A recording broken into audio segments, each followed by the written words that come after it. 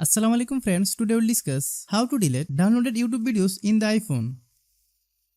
You don't always have good internet when you travel, and downloading files means you won't need to use the internet or data to watch your video. But you may need to know how to delete downloads from YouTube on your iPhone once you have finished watching them.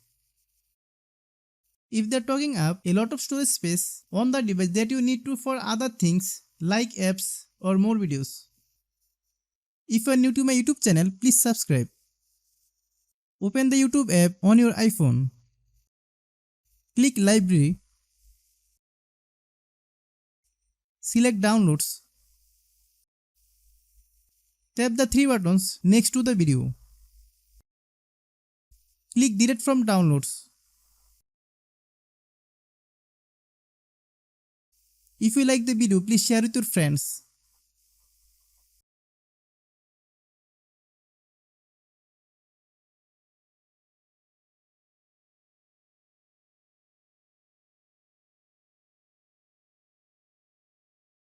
Thanks for watching.